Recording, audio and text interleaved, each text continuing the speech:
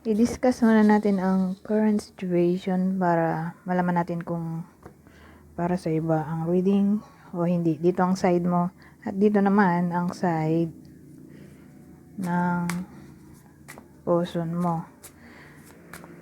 Pasensya na kayo kung medyo magalaw yung camera.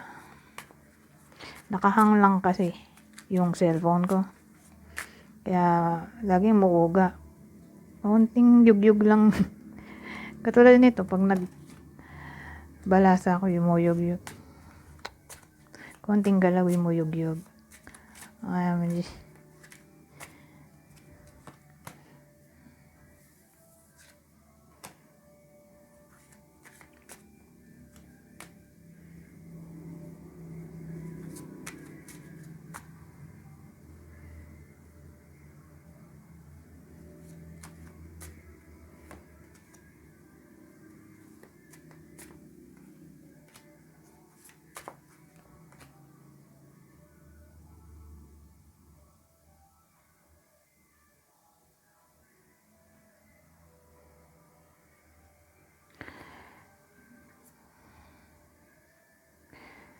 So, dito sa side mo,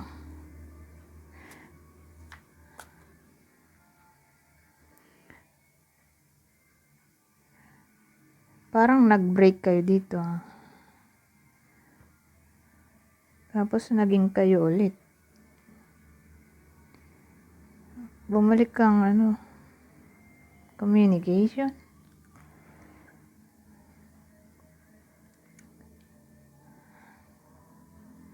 Pero dito, sa side niya,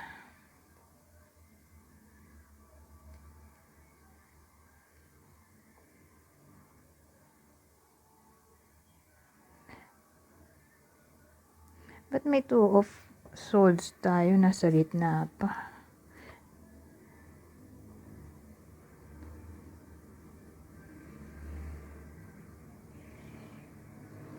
Parang nalilito siya. Tapos katabi niya justice at 6 of cups.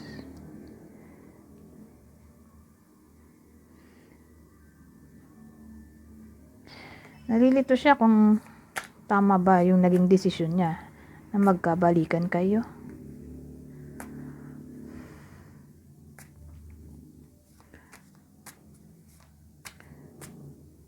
Ganun ang dating. Kasi dito may tayo, death card. So, ang dating sa akin, nagkaroon ng ending. Ayun na nga, ending, separation. Tapos ito, nagkabalikan. Tapos may page of fire tayo. Na yung desire na makipag-usap o desire na maging connected ay nandito pa rin. So, more like relationship reading. At lalo na sa side mo, feeling mo ganun, o yun yung current situation sa side mo, na feeling mo ganun. Pero sa side niya, parang nalito siya. Dahil sa 2 of swords. Kung tama ba itong ginawa niya.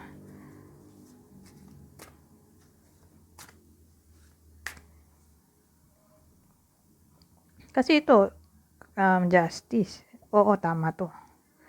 Pero sa 6 of Water, at the same time, parang napapaisip din siya kung tama nga ba talaga. Kasi memories to ayun pala nakalagay. Past. Anything na may kinalaman sa past. So siguro,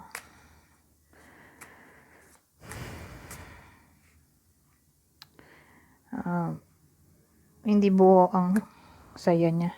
Kasi parang siguro may pain na hindi niya ma-let go na nangyari sa past.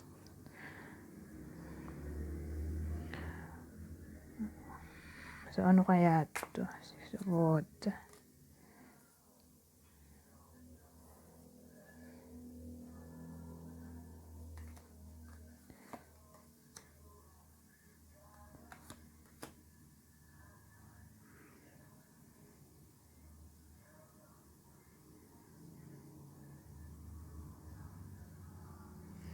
Kasi parang dating may problem kasi sa past at ang past ay may kinalaman sa sabihin nating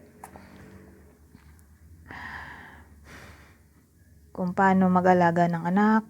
Kunin nyo lang yung info na sa tingin nyo para sa inyo. Sabihin nating may problem sa fertility, hindi mabuntis, o ang daming anak.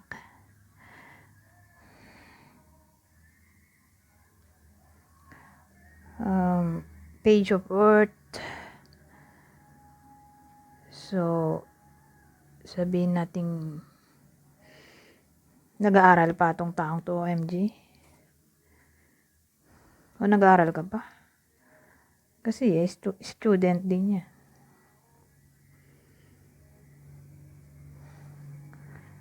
O sabihin natin may problem sa pera. Pag pinagsama natin tong Page of Earth, Page of Pentacles, 5 pala to. 5 of Pentacles at Page of Earth.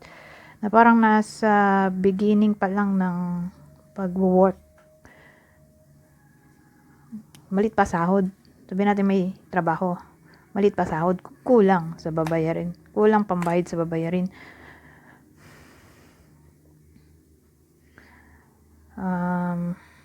Parang apprenticeship kasi ito eh.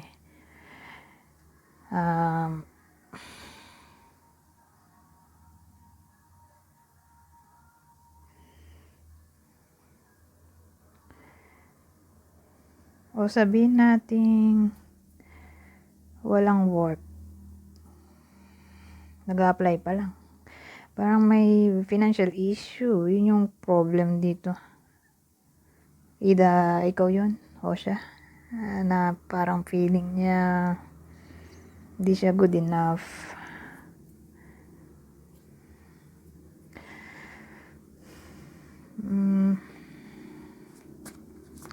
Anyways,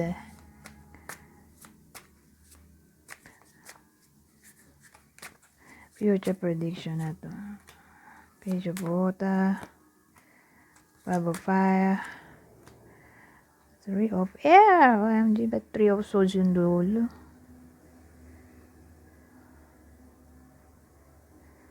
5 of Fire. Nako. So, expect na natin na sa future. Mukhang mag-aaway na naman kayo. OMG.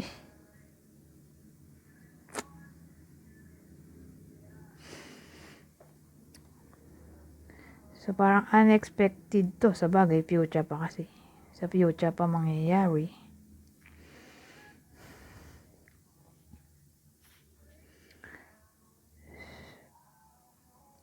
Pero itong 5 of Fire. Kasi 3 of Swords ang dulo. Di pain yan.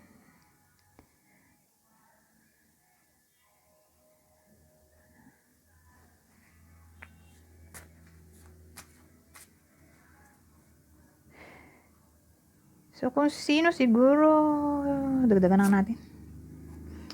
Page of Air.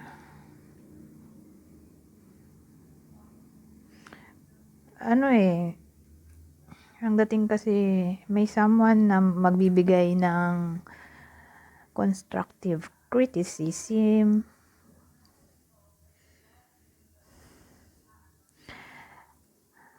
At dahil egotistical yung isa, hindi niya tatanggapin yon. Feeling niya yung constructive criticism ay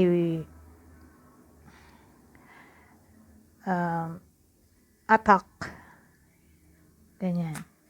Attack sa kanya. So, kung sino man yung may parang problem sa inyo sa pera o sa work,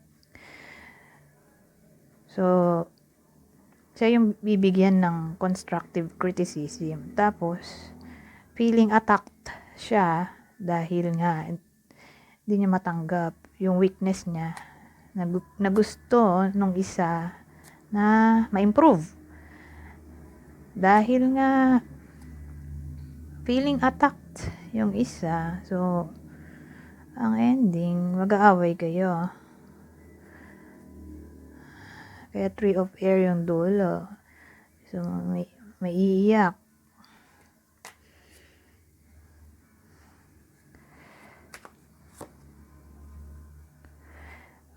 Iiyak lang, hindi to necessarily magbe-break. May iiyak lang. So, siguro, mag-aaway kayo pero hindi naman break. Magkakatampuhan lang. So, sino yung possible na bida sa kwento na to? Magbibigay ako ng 6 na clue, pero wag masyado mag-pay attention dito. Dahil, dagdagin po lang mga to ang clue. Ay pwedeng vice versa. Kunin nyo lang ang clue na sa tingin nyo ay para sa inyo. Pero at least wala naman tayo nakita dito ang third party.